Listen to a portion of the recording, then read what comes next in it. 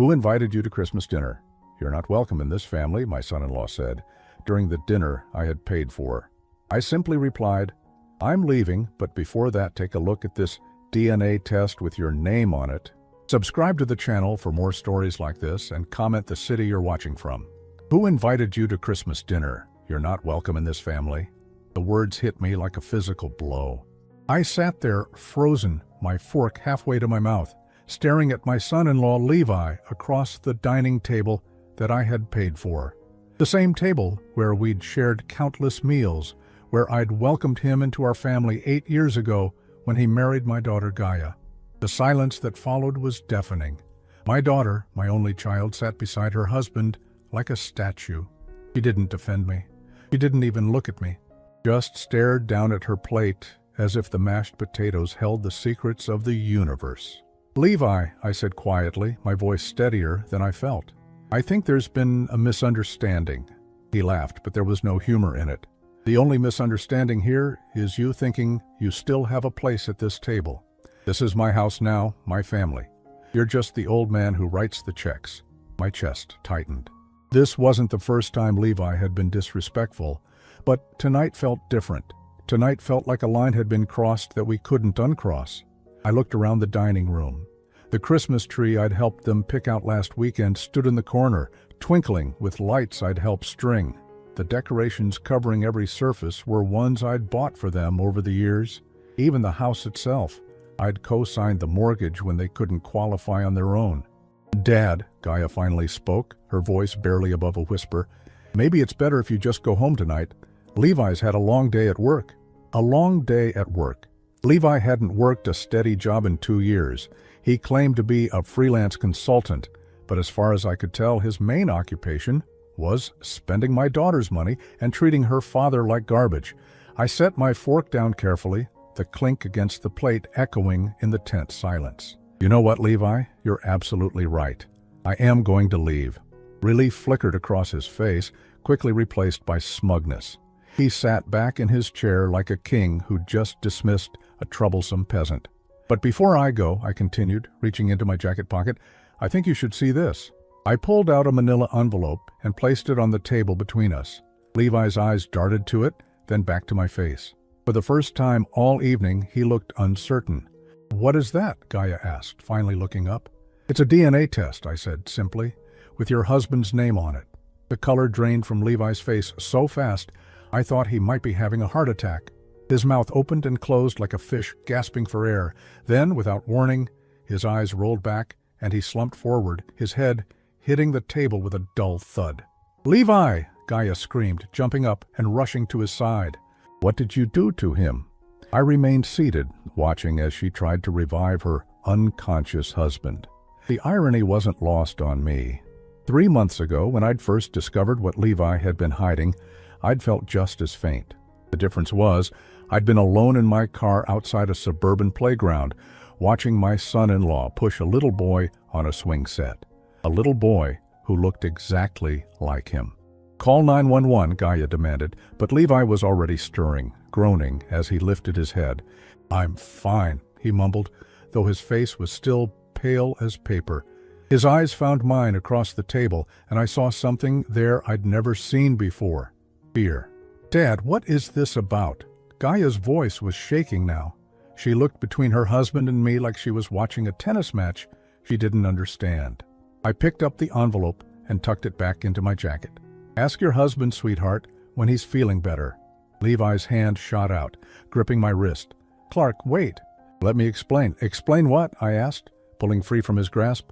"Explain how you've been lying to my daughter for years? Explain how you've been using our family's money to support another family? Or should we start with how you told me I wasn't welcome here while you've been stealing from us?" Gaia's gasp was sharp enough to cut glass. "What other family?" Levi's mouth worked soundlessly. The man who'd been so confident and cruel just minutes ago now looked like a cornered animal. I stood up slowly, my joints protesting after sitting in tension for so long. At 59, I wasn't as young as I used to be, but I'd never felt more clear-headed than I did in that moment. "I've been paying for this house, this lifestyle for years," I said, my voice carrying the weight of all my disappointment. I've watched you disrespect me, manipulate my daughter, and treat our family like your personal bank account. But I kept quiet because Gaia loved you, and her happiness meant everything to me. I looked at my daughter, seeing my late wife's eyes staring back at me, wide with confusion and growing fear. But some things are more important than keeping the peace. Levi had managed to sit up straight, but sweat beaded on his forehead. You don't understand the situation. Oh, I understand perfectly. I pulled my car keys from my pocket. I understand that you have an 8-year-old son named Marcus, living in Riverside with his mother Jennifer. I understand that you've been supporting them with money you've taken from Gaia's accounts. And I understand that when you told me I wasn't welcome in this family, you forgot that some secrets have a way of coming to light. The silence that followed was so complete I could hear the Christmas tree lights humming in the corner. Gaia sank back into her chair, her face a mask of shock. 8 years old? I nodded grimly. Born 2 months before your wedding? 3 months earlier, I'd been having lunch at a small cafe near my office when I saw him, Levi, my son-in-law, sitting at a corner table with a woman I'd never seen before. They weren't just talking. They were intimate in the way married couples are, the way he used to be with Gaia in their early days. At first, I told myself I was imagining things. Maybe it was a work meeting. Maybe she was a client. Levi had always been charming, perhaps too friendly for his own good. But then I saw him reach across the table and wipe something from her lips, the gesture so tender and familiar that my stomach turned. I paid my bill quickly and left, my mind racing. Should I confront him? Tell Gaia? I decided to wait, to watch, to be sure, before I destroyed my daughter's marriage with accusations that might be unfounded. The next week, I followed him. I'm not proud of it, but at 59, I'd learned that sometimes you have to do unpleasant things to protect the people you love. Levi told Gaia he was meeting potential clients in Riverside. Instead, he drove to a modest suburban neighborhood and pulled into the driveway of a small ranch house. I parked down the street and watched through my windshield as the same woman from the cafe opened the front door. She was prettier up close, younger than Gaia by at least 5 years, with long, dark hair and a warm smile that lit up when she saw Levi. But it was what happened next that made my blood run cold. A little boy came running out of the house, maybe 7 or 8 years old, and launched himself into Levi's arms. The resemblance was unmistakable. The same dark hair, the same strong jawline, the same laugh I'd heard echoing through my daughter's house for years. I sat there for 2 hours, watching Levi play in the backyard with this child, pushing him on a tire swing, helping him with what looked like homework at a picnic table, acting like the devoted father he'd never been willing to become with Gaia. My hands shook as I started the car and drove home. That night, I barely slept. I kept thinking about all the times Levi had told Gaia they should wait to have children, that they needed to be more financially stable first. All the while, he already had a son he was hiding from us. I hired a private investigator the next day. It felt surreal, like something out of a movie, but I needed to know the truth. I needed to understand what my daughter was really married to. The report came back 2 weeks later, and it was worse than I'd imagined. Jennifer Martinez, 28 years old, worked as a nurse at Riverside General Hospital. She'd been in a relationship with Levi for 9 years, since before he'd even met Gaia. Their son, Marcus, was 8 years old. 8 years old, which meant Levi had been with Jennifer throughout his entire relationship with my daughter. The engagement, the wedding, the honeymoon, he'd been living a double life the whole time. But the investigator found something else, something that made me physically sick. Bank records showing regular transfers from Gaia's account to Jennifer's. Levi had been using my daughter's money I'd helped her save, money from the job I'd helped her get, to support his secret family. The amounts were staggering.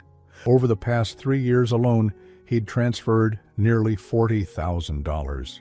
Money Gaia thought was going toward their future, toward the house they were planning to buy, toward the family they'd supposedly start someday.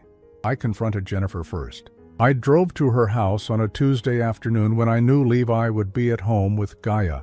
Jennifer answered the door with Marcus beside her, and the resemblance to Levi was even more striking up close. "Are you Jennifer Martinez?" I asked, my voice steadier than I felt. She nodded, confusion flickering across her features. Can I help you? I'm Clark Mitchell, Levi's father-in-law.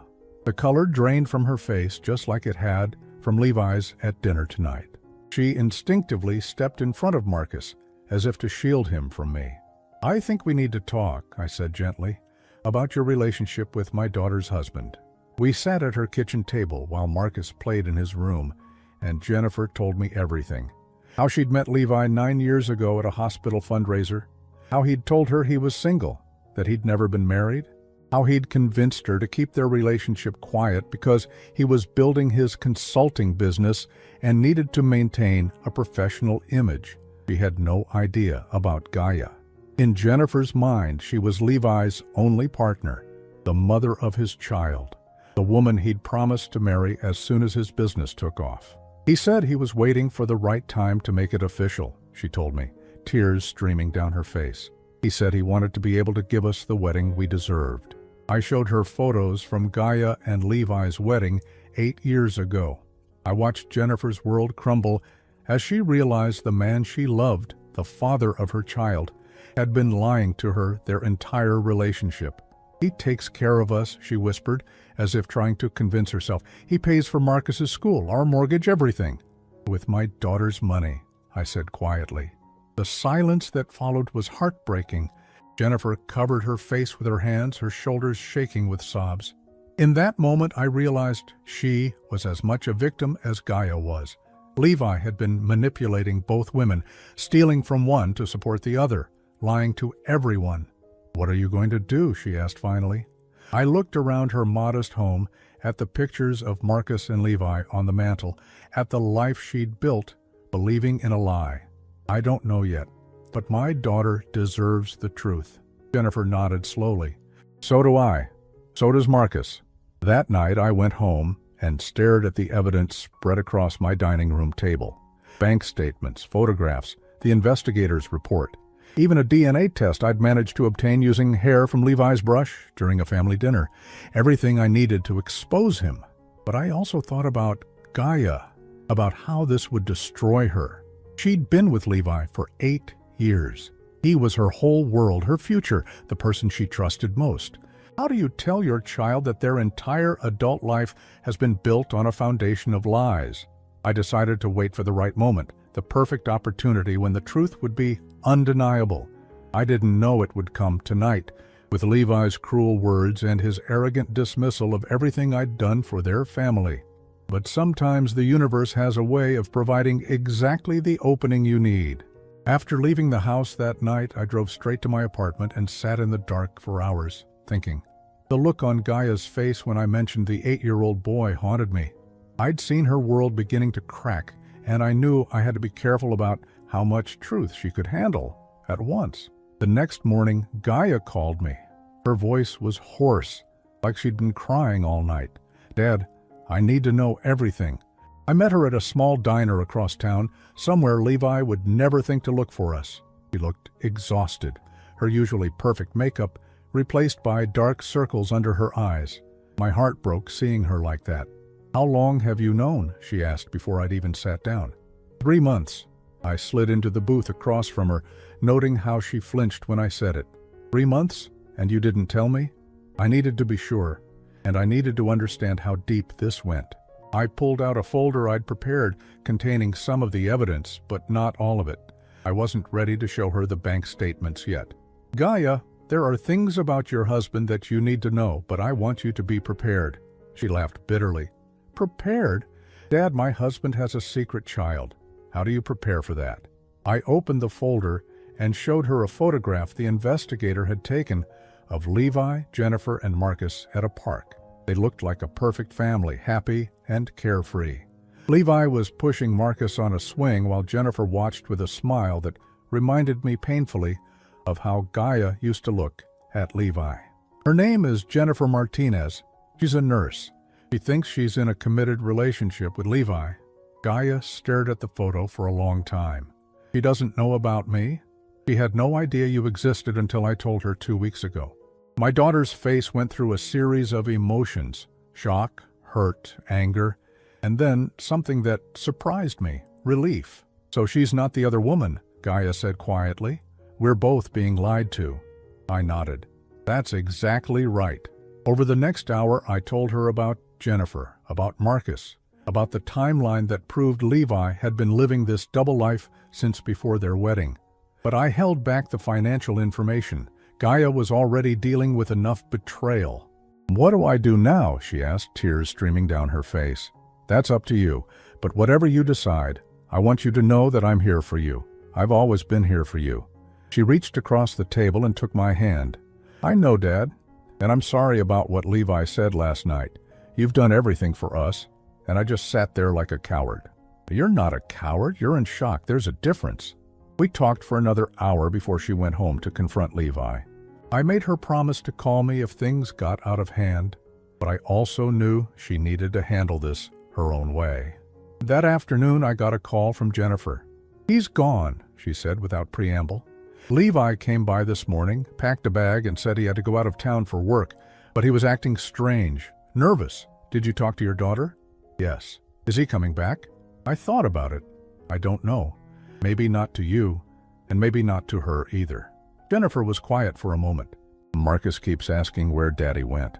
What am I supposed to tell him?"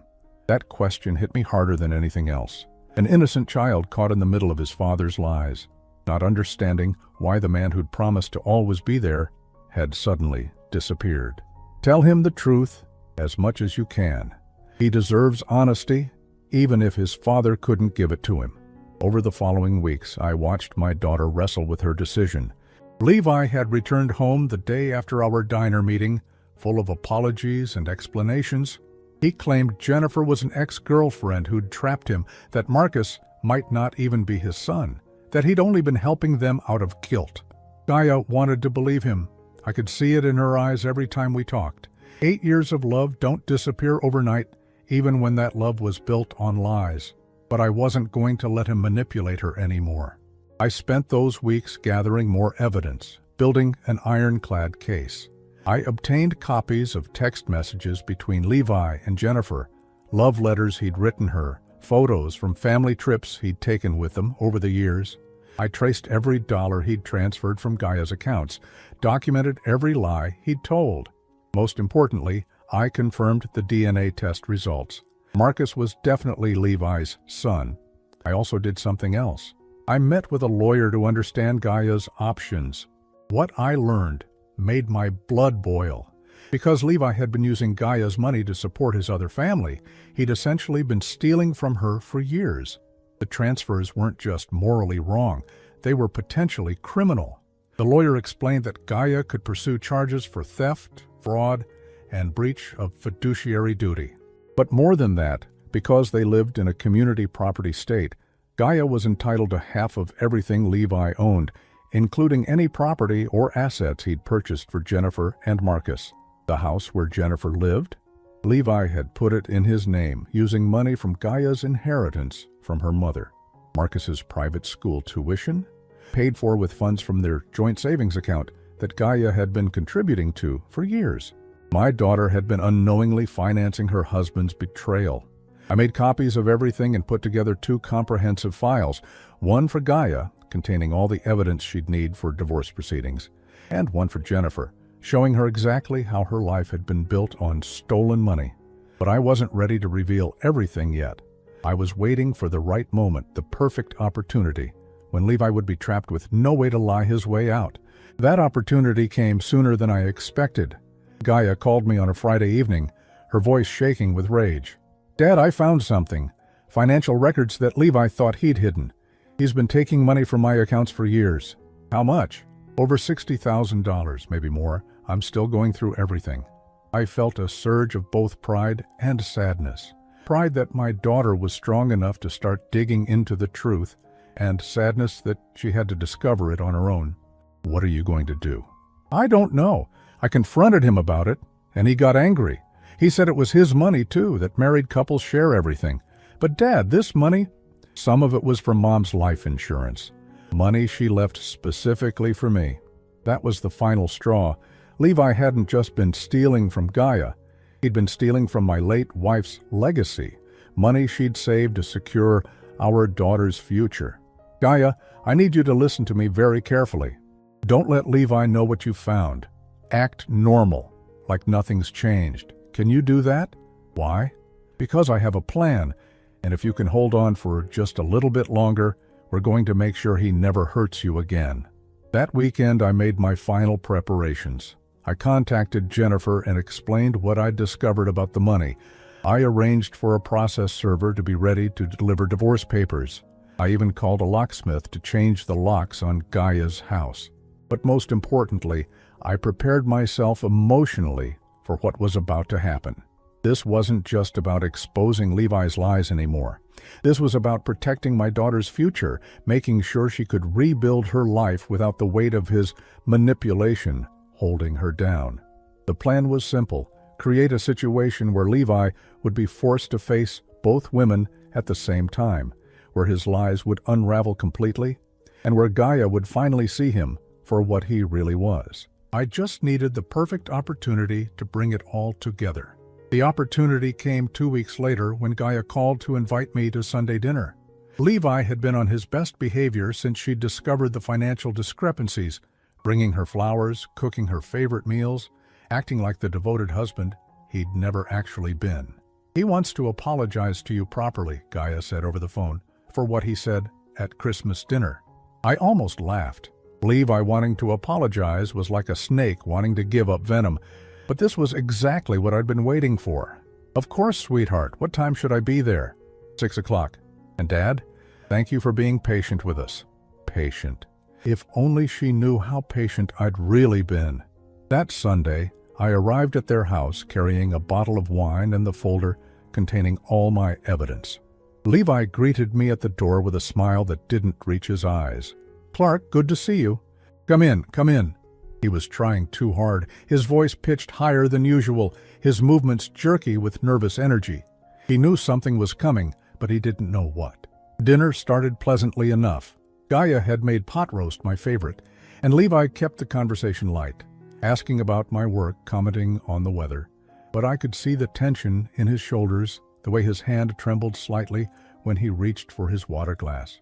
So, I said when we'd finished eating, I think it's time we had that honest conversation. Levi's fork clattered against his plate. What conversation?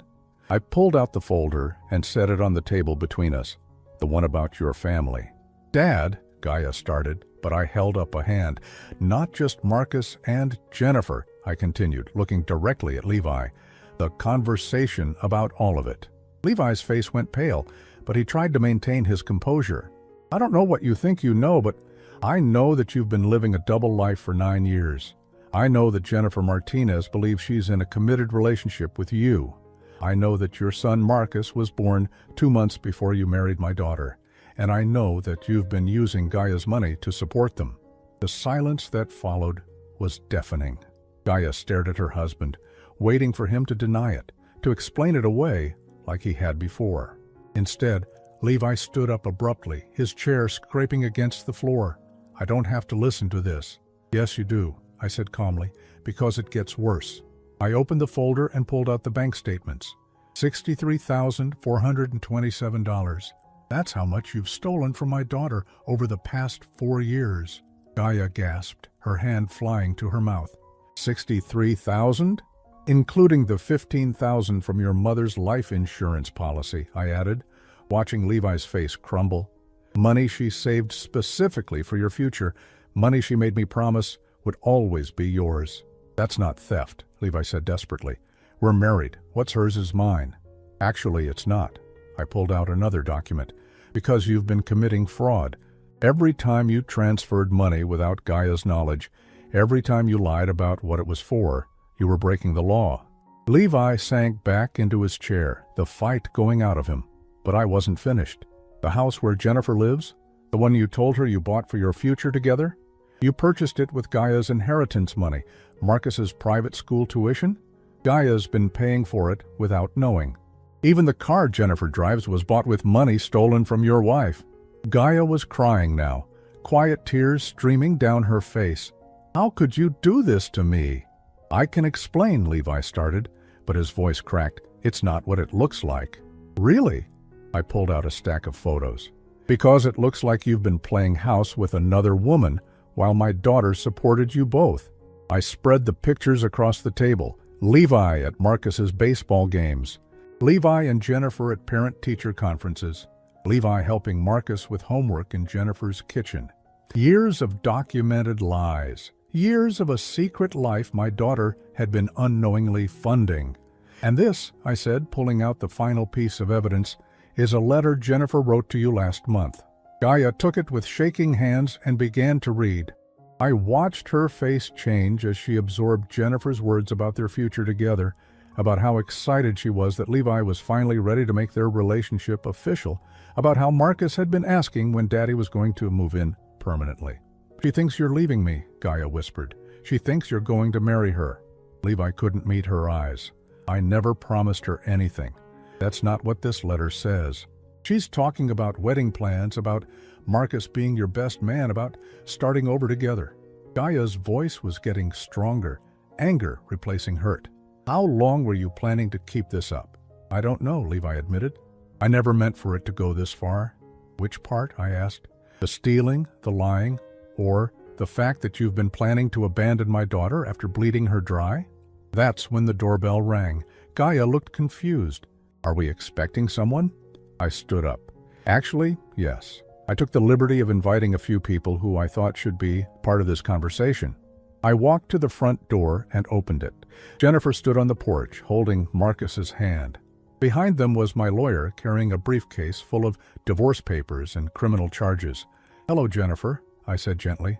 Thank you for coming. She looked nervous, but determined. Is he here? In the dining room.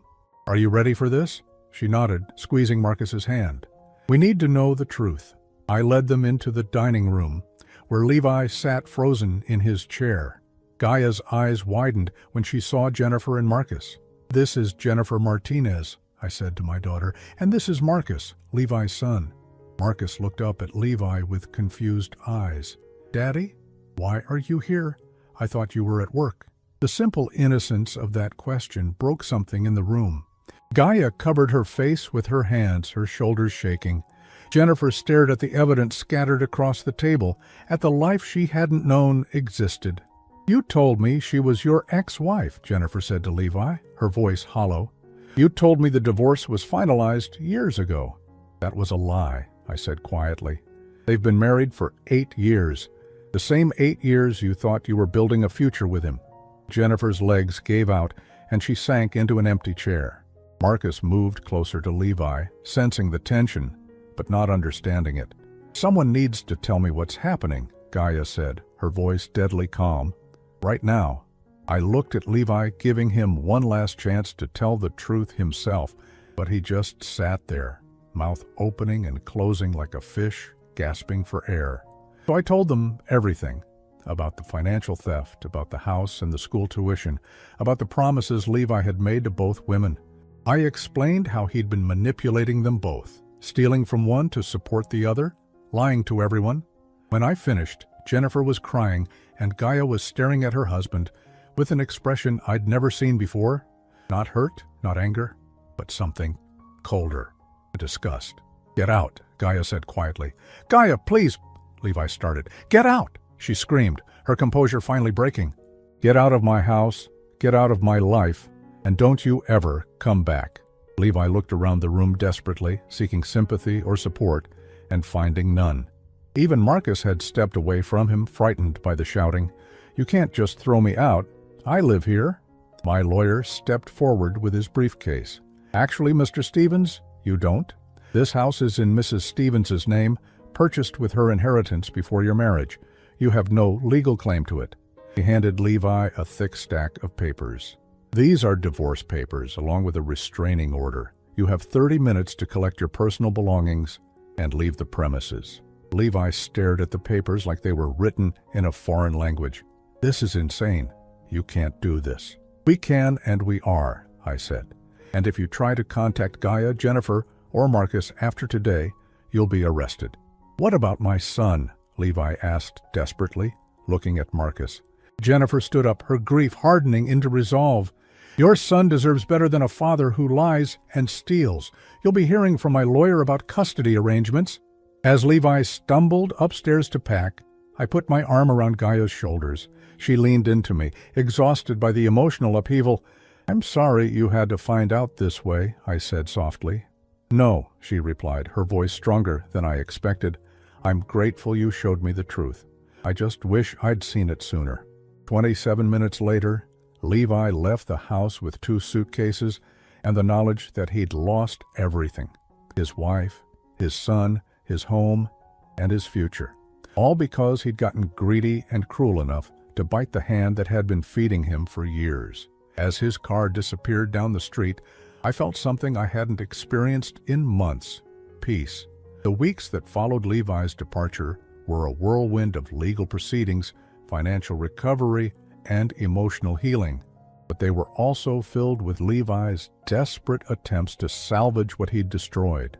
The first call came 3 days after he'd left. Gaia's phone rang at 2 in the morning, and I heard it from the guest room where I'd been staying to help her through the transition. "Please, Gaia, just listen to me," Levi's voice carried through the thin walls. "I can explain everything. I love you. I've always loved you." I got up and found Gaia in the kitchen, phone pressed to her ear, tears streaming down her face. Not tears of sadness, but of anger. "Love?" she said into the phone. "You think what you did was love? You stole from me for years, Levi. You used my mother's memory to fund your lies." I could hear him on the other end, his voice high and desperate. "I was going to pay it all back. I was going to tell Jennifer the truth and end things with her. You have to believe me." "When?" Gaia asked, her voice deadly calm. "When were you going to tell her? Before or after you convinced me to give you access to my trust fund?" The silence on the other end was telling. Gaia looked at me, and I saw something I'd rarely seen in my daughter's eyes: steel. "Don't call me again, Levi. My lawyer will handle everything from now on." He hung up and immediately blocked his number. But Levi didn't give up easily. When he couldn't reach Gaia directly, he tried other tactics. He called my office, claiming there was a family emergency. He showed up at Gaia's workplace, causing such a scene that security had to escort him out. He even tried to use Marcus as leverage, calling Jennifer and demanding to see his son. That's when Jennifer called me. "He's been harassing me," she said, her voice shaky. "He keeps showing up at my house, saying he's going to fight for custody of Marcus. But Clark, I don't think he really wants custody. I think he's just trying to manipulate me into helping him get Gaia back." I met Jennifer at a coffee shop near her work. She looked exhausted, dark circles under her eyes, telling the story of sleepless nights spent worrying about her son's future. "What exactly has he been saying?" I asked.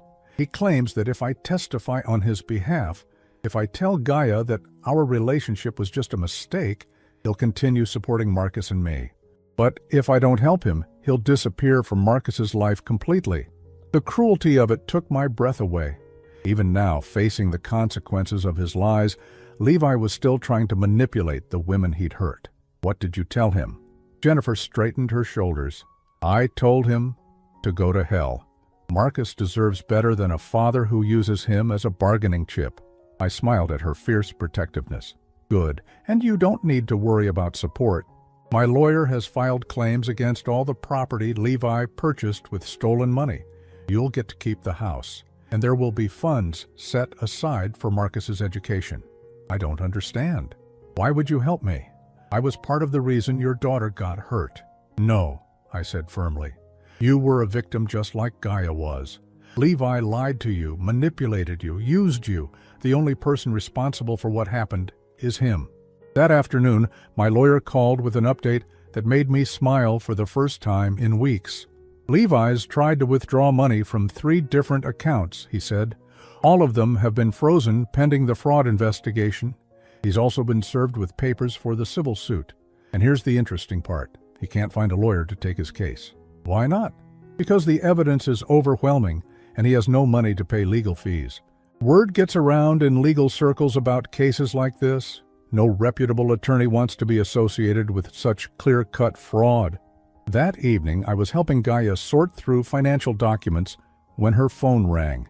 It was an unknown number, but she answered it anyway. "Hello? Gaia, it's me. Don't hang up." Levi's voice was different now, defeated, desperate. Gaia put the phone on speaker so I could hear.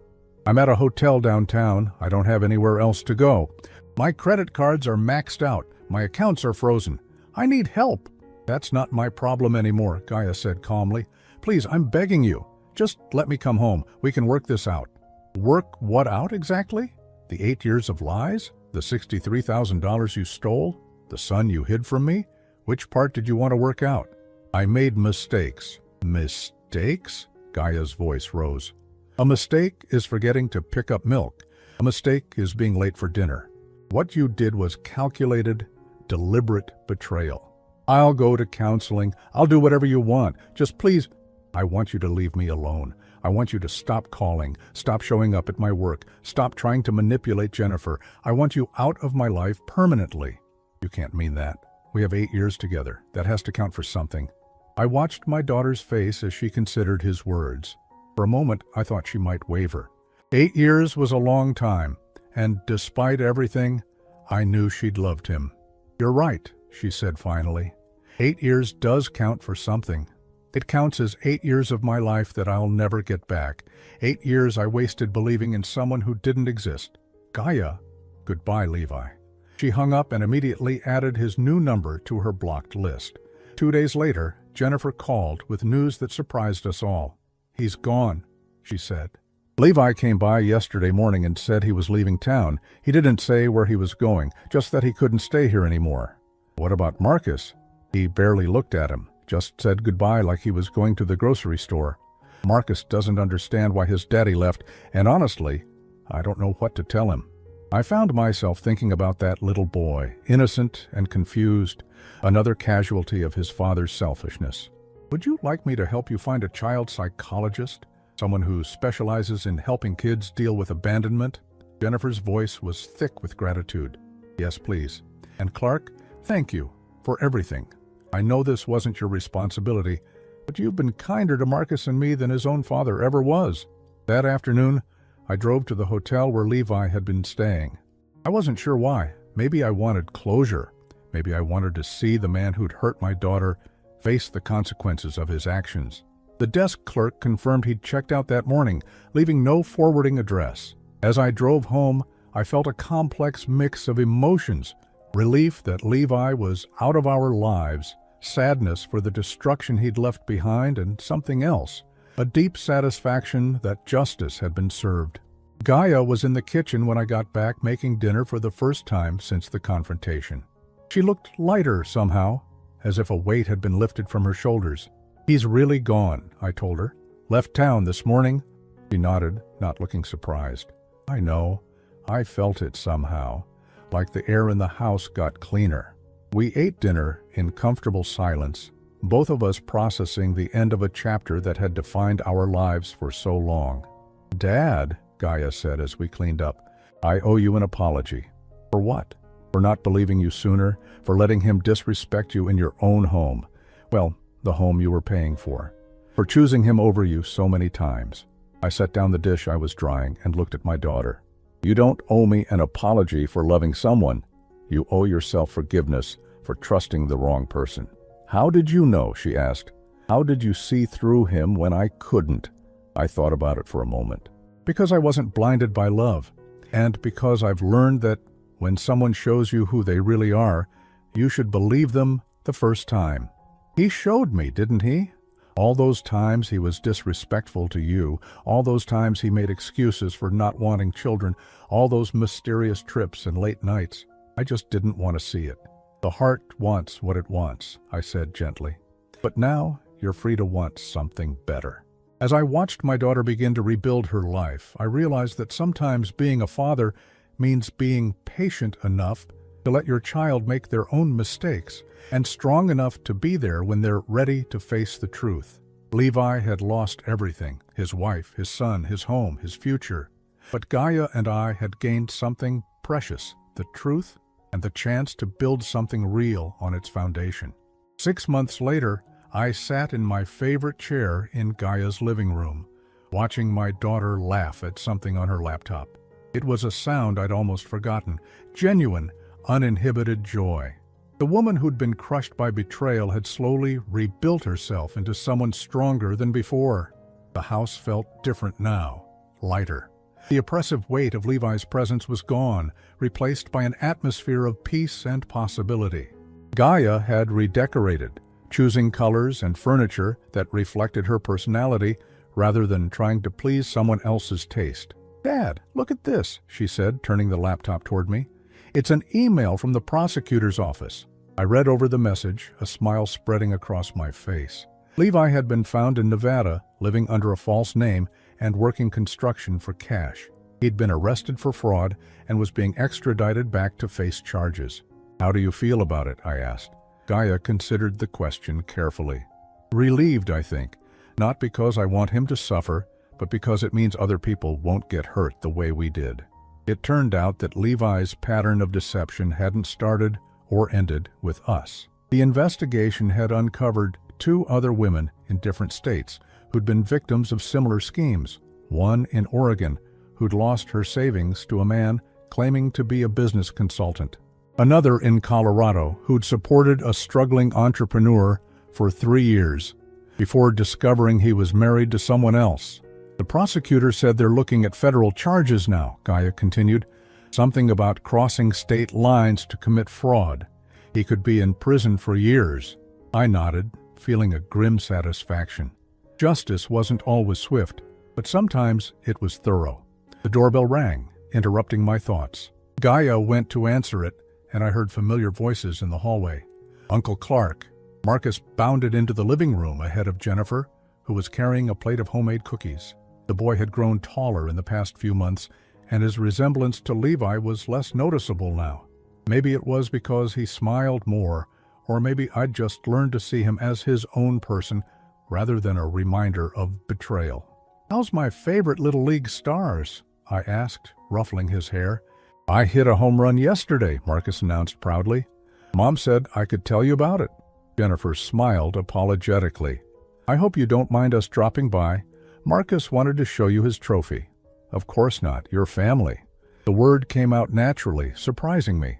Somewhere along the way, Jennifer and Marcus had become part of our lives. Not because of Levi, but in spite of him. They'd been victims too, and healing together had created bonds that felt more real than any blood relation I'd had with my former son-in-law. As Marcus regaled us with detailed accounts of his baseball prowess, I watched Jennifer and Gaia preparing tea together in the kitchen. They'd developed an unlikely friendship, 2 women who'd shared the same betrayal, finding strength in each other. "Jennifer's been seeing someone," Gaia said quietly when she returned with the tea service. "Oh?" "A teacher at Marcus's school, someone honest and kind, someone who knows the whole story and doesn't judge her for it." I glanced at Jennifer, who was blushing slightly as she helped Marcus arrange his trophies on the coffee table. She deserved happiness after everything she'd been through. "What about you?" I asked Gaia. "Are you ready to date again?" She laughed. "Not yet. I'm still figuring out who I am without someone else defining me. But I'm not afraid of being alone anymore." That's progress, right? It was more than progress. It was wisdom. Later that evening, after Jennifer and Marcus had gone home, Gaia and I sat on the back porch watching the sunset. The yard looked different too. She'd planted a garden, something she'd always wanted to do, but Levi had discouraged, claiming it would be too much maintenance. "I got a call from the bank today," she said. "They've recovered most of the money. $47,000 from the sale of the house in Riverside, plus some from Levi's accounts before they were frozen. That's good news. I've been thinking about what to do with it. Part of me wants to put it all away, save it like I always did. But I think Mom would have wanted me to do something meaningful with it." I waited, knowing she'd tell me when she was ready. "I want to set up a college fund for Marcus, and maybe donate some to organizations that help women who have been financially abused." I never realized how common it was until this happened to me. Pride swelled in my chest. My daughter had taken the worst experience of her life and found a way to help others with it. "Your mother would be proud of you," I said. "I hope so. I feel like I'm finally becoming the person she raised me to be, instead of the person I thought I needed to be for someone else." As the stars began to appear in the darkening sky, Gaia leaned back in her chair and sighed contentedly. "You know what the strangest part is?" she said. "I'm happier now than I was when I was married, even with all the mess and the legal battles and starting over. I feel like myself again. Who were you when you were married to Levi? She thought about it for a long moment. Someone smaller, someone who apologized for taking up space, who made herself invisible so he could shine. Someone who was afraid to have opinions or dreams that might inconvenience him. And who are you now? A smile played at the corners of her mouth. Someone who plants gardens and speaks her mind, and doesn't need anyone's permission to exist. 3 weeks later, I received a letter forwarded from my lawyer's office. It was from Levi, written from county jail while he awaited trial. The return address made me pause. I hadn't expected him to reach out, especially not to me. Inside was a single page, covered in Levi's familiar handwriting. Clark, I know you probably don't want to hear from me, and I don't blame you. I've had a lot of time to think about what I did, and I finally understand how wrong I was. I'm not writing to ask for forgiveness or to make excuses. I'm writing because I need you to know that you were right about everything. I was using Gaia. I was stealing from her, and I was too much of a coward to face the truth. I also need you to know that she's better off without me. She always was. You raised an incredible woman, and I spent 8 years trying to make her smaller so I could feel bigger. That was unforgivable. Please don't tell her I wrote this. She doesn't need to hear from me ever again. But I wanted you to know that you did the right thing. You protected your daughter when she couldn't protect herself. And that makes you the kind of father I'll never be. Tell Marcus I'm sorry if you think he's old enough to understand. Tell him his mom is the strongest person I know, and that's not because of me. It's in spite of me. I know I have no right to ask for anything, but please take care of them. Take care of all of them. Levi. I read the letter twice, then folded it carefully and put it in my desk drawer. Some apologies were too little, too late. But this one felt genuine. And maybe someday, years from now, Gaia might want to know that her ex-husband finally understood the damage he'd done. For now, though, it was enough to know that Levi was facing consequences for his actions, while the women he'd hurt were building new lives, filled with truth and possibility. That Sunday, our weekly family dinner included Jennifer and Marcus for the first time. As I watched Gaia teaching Marcus how to make her grandmother's famous biscuits, while Jennifer told stories about her new boyfriend, I realized something profound. This was what family was supposed to feel like.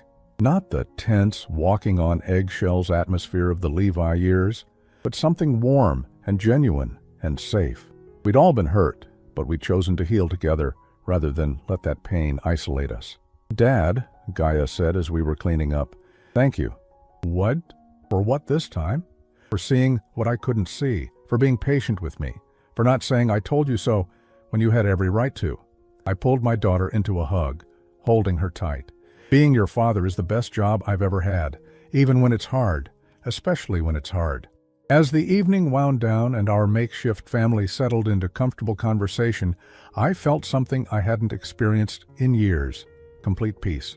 We'd weathered the storm, faced the truth, and come out stronger on the other side. Levi had tried to destroy us with his lies, but all he'd really done was clear away the illusions so we could see what was real. And what was real: love, loyalty, family built on truth rather than deception, was stronger than anything he'd ever been able to touch. In the end, the man who'd claimed I wasn't welcome in the family had been the one to leave. And the family he'd left behind was better, stronger, and more genuine than anything we'd had when he was part of it. Sometimes the greatest gift someone can give you is showing you exactly who they are. Levi had done that, and in doing so, he'd set us all free.